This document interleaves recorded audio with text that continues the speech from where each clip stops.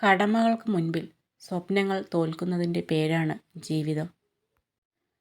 നാവിൽ രുചി തോന്നാത്ത ഭക്ഷണങ്ങൾ ഒഴിവാക്കുന്നത് പോലെ തന്നെ മനസ്സിനെ മുറിവേൽപ്പിക്കുന്ന മനുഷ്യരെയും ഒഴിവാക്കാൻ പഠിക്കണം. ജീവിതത്തിൽ ആത്മവിശ്വാസവും സന്തോഷവും വർദ്ധിക്കാൻ നമ്മുടെ ജീവിതത്തിൽ മുൻപ് സന്തോഷം ലഭിച്ച കാര്യങ്ങളെക്കുറിച്ച് കൂടുതൽ ചിന്തിക്കുക.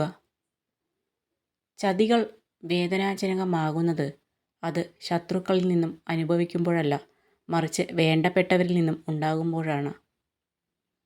നിങ്ങളുടെ ലക്ഷ്യസ്ഥാനത്തിലേക്കുള്ള വഴി നിങ്ങൾ മറ്റൊരാളോട് ചോദിച്ചാൽ നിങ്ങൾക്ക് വഴി തെറ്റിപ്പോകും. കാരണം നിങ്ങളുടെ ലക്ഷ്യസ്ഥാനത്തിൻ്റെ പ്രാധാന്യം നിങ്ങൾ അറിയുന്നത് പോലെ മറ്റാർക്കും അറിയില്ല. പരീക്ഷണവും പ്രയാസവും ഇല്ലാതെ ആരെയും ദൈവം മണ്ണിൽ സൃഷ്ടിച്ചിട്ടില്ല എന്ന തിരിച്ചറിവ് മാത്രം മതി ജീവിതത്തിലെ ഓരോ നിമിഷങ്ങളും ആസ്വാദ്യകരമാക്കാൻ. ജീവിതത്തിലെ ദുഃഖങ്ങളോർത്ത് നമ്മൾ വിഷമിച്ചിരിക്കുന്നത് കൊണ്ട് ഒന്നും മാറാൻ പോകുന്നില്ല. എന്നാൽ ഏതവസ്ഥയെയും തരണം ചെയ്യാനുള്ള മനസ്സോടുകൂടി ധൈര്യത്തോടെ മുന്നിട്ടിറങ്ങിയാൽ ജീവിതത്തിൽ മാറ്റങ്ങളുണ്ടാകും. കൂടെയുള്ളവരുടെ സന്തോഷത്തിനും സമാധാനത്തിനും വേണ്ടി നമ്മുടെ ഇഷ്ടങ്ങളും ആഗ്രഹങ്ങളും പലപ്പോഴും നമ്മൾ വേണ്ടാന്ന് വയ്ക്കുന്നവരാണ്. പിന്നീട് ഒരിക്കലും അത് നേടാൻ കഴിയാതെ നമ്മൾ ഉള്ളിൽ 1000 തവണ കരഞ്ഞിട്ടുണ്ടാവും. ഒരു കാര്യം ആലോചിക്കണം, ഇനിയും സ്വന്തം ഇഷ്ടങ്ങൾ വേണ്ടെന്ന് വയ്ക്കുമ്പോൾ നമുക്ക് വേണ്ടി ആരും അവരുടെ ഇഷ്ടങ്ങൾ മാറ്റി വയ്ക്കുന്നില്ല എന്ന കാര്യം കൂടെ ചിന്തിക്കണം. കാലങ്ങൾ കടന്നു പോകുമ്പോൾ എല്ലാവരിലും മാറ്റങ്ങൾ സംഭവിക്കും. ഇന്ന് നമ്മളെ ചേർത്ത് നിർത്തിയവർ നാളെ നമ്മളെ മാറ്റി നിർത്തിയേക്കാം. അവരുടെ മനസ്സിലെ മുൻഗണന മാറുമ്പോൾ നമ്മുടെ സ്ഥാനത്തിലും മാറ്റം വരാം.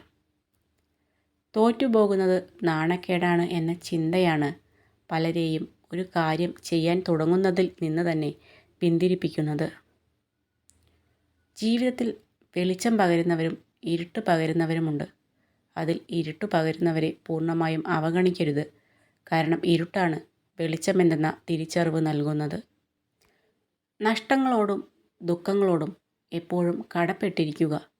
നമ്മുടെ കാഴ്ചകൾ വലുതാക്കിയതിനും മനുഷ്യരെ തിരിച്ചറിയാൻ സഹായിച്ചതിനും ഒറ്റയ്ക്ക് നിൽക്കാൻ പഠിപ്പിച്ചതിനും.